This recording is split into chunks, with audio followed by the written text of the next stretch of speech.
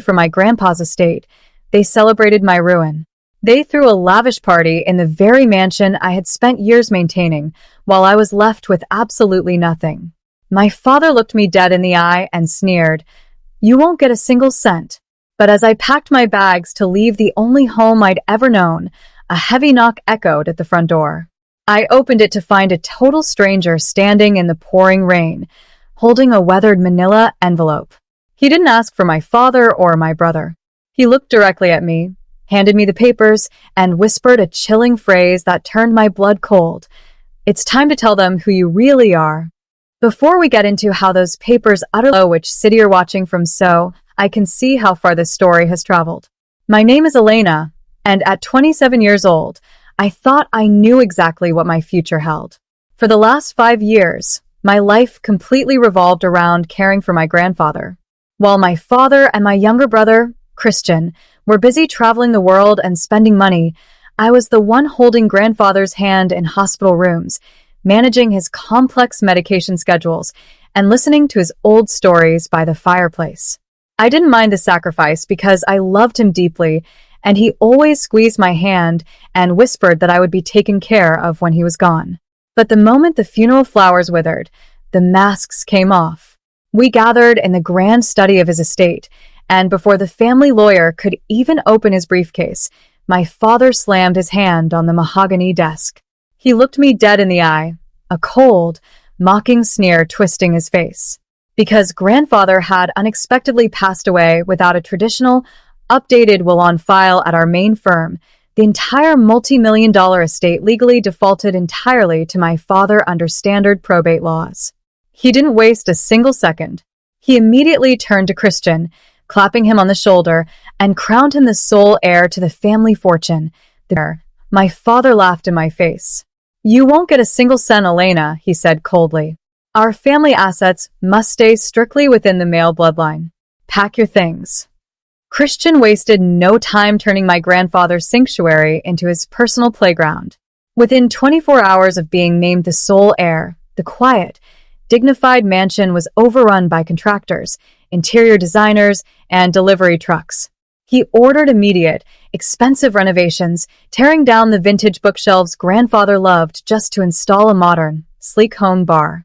To celebrate his new crown, Christian threw an incredibly lavish party, inviting hundreds of his wealthy friends to flaunt the inheritance he hadn't earned.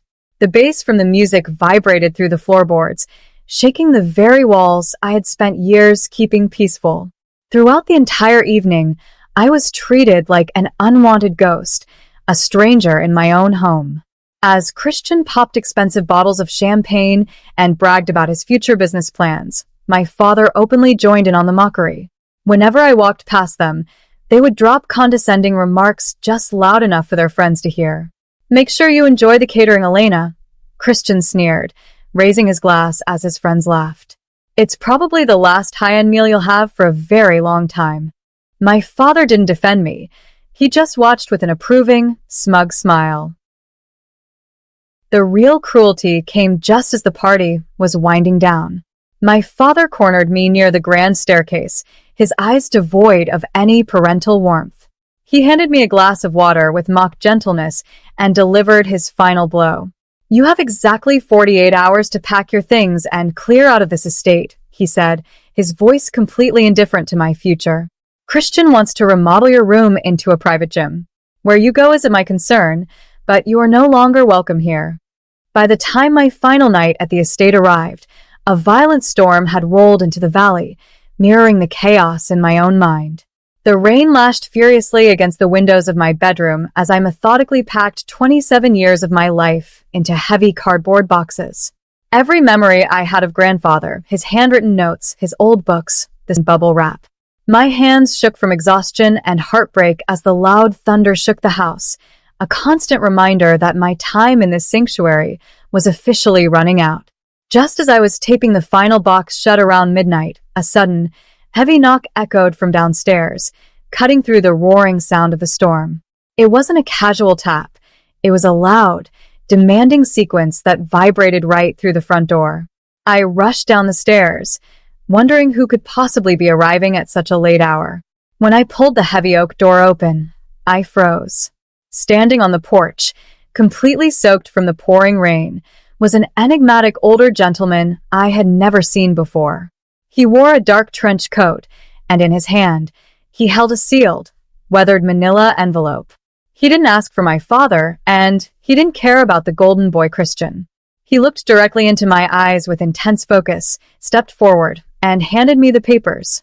He leaned in close and whispered, "It's time to tell them who you really are," before vanishing into the dark night. With my heart hammering against my ribs, I locked the front door and hurried back up to my bedroom, the mysterious stranger's words echoing in my mind. I tore open the seal of the damn manila envelope, my hands trembling as I pulled out a thick stack of official legal documents. The very first page was a certified birth and adoption registry from nearly 30 years ago. As my eyes scanned the text, a chilling, unbelievable truth unfolded before me. My father was not my grandfather's biological son. He had been adopted as an adult purely for corporate legal reasons to manage a temporary branch of the family business. There was no sacred male biological bloodline tying them to this fortune. Beneath the adoption records lay an even bigger bombshell.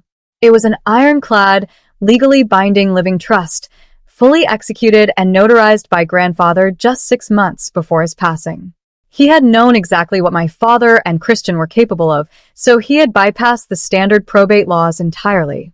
The document explicitly stated that upon his death, the entire estate, the multi-million-dollar family business, and all offshore bank accounts were to bypass my father and transfer directly to me.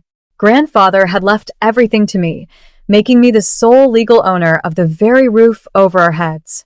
The standard will my father used to claim the estate was completely null and void, replaced by this unassailable living trust. I sat on the edge of my bed amidst my packed cardboard boxes, staring at the papers in disbelief. My father and Christian thought they had successfully ruined me, but they had absolutely no idea that their entire kingdom was built on a lie, and I now held the power to take it all away. The next morning, the rain had cleared, but a heavy tension hung in the air as we gathered at the high-end corporate law office downtown. My father and Christian sat on one side of the polished glass table, dressed in expensive suits and looking incredibly smug. They had called this meeting to officially sign over the remaining business deeds to Christian, finalizing his takeover. I walked into the room calmly, wearing simple clothes and carrying the manila envelope tightly against my side. The moment I sat down, Christian let out a quiet, mocking laugh, leaning back in his leather chair with casual arrogance. "I'm surprised you showed up, Elena," he said, his voice dripping with condescension. "Did you come here to beg for a handout before you move into whatever cheap apartment you found? Don't worry, maybe I can give you a job as a receptionist at the new firm." My father smiled warmly at his golden boy, nodding in complete agreement.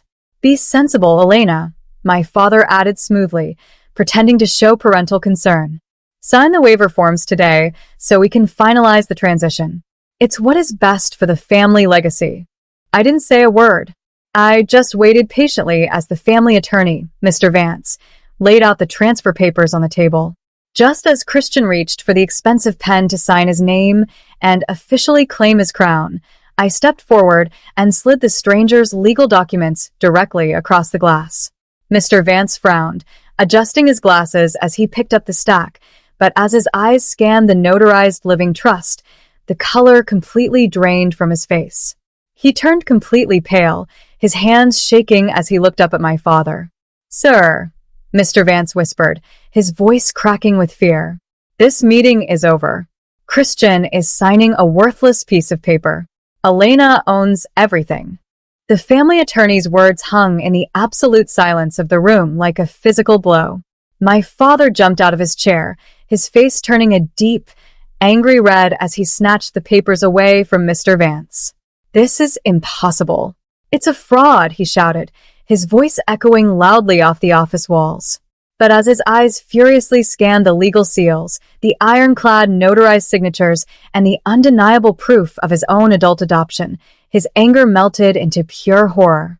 Christian's smug grin completely vanished, replaced by a look of sheer panic as he stared at his father's trembling hands. Mr. Vance cleared his throat nervously and confirmed the brutal reality.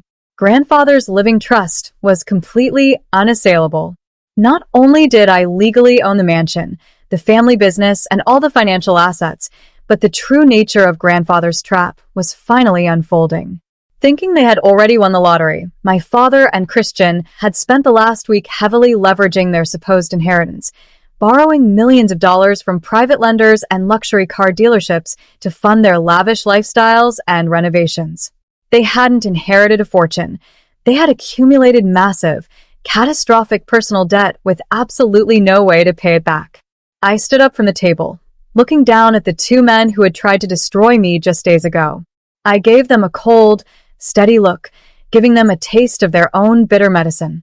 "You have exactly 24 hours to pack your things and clear out of my mansion," I said calmly, mirroring my father's exact words to me.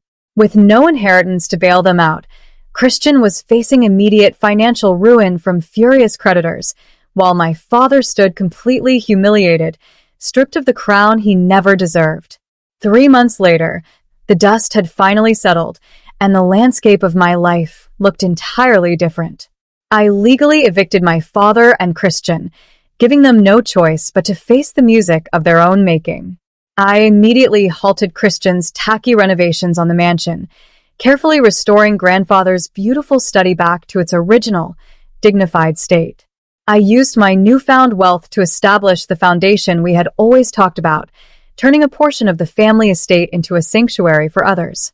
A Christian was forced to sell his luxury cars at a massive loss and take a grueling, low-paying job just to keep his furious creditors from sending him to court, while my father moved into a tiny, cramped apartment, completely cut off from the business world. Justice had been served, not through anger, but through grandfather's brilliant planning. Now, I'm curious to hear from all of you who followed my story until the very end. If you found out that the people who tried to ruin you were suddenly completely at your mercy, what would you have done?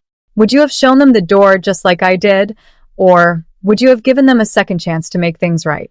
You're watching from, so I can see how far the story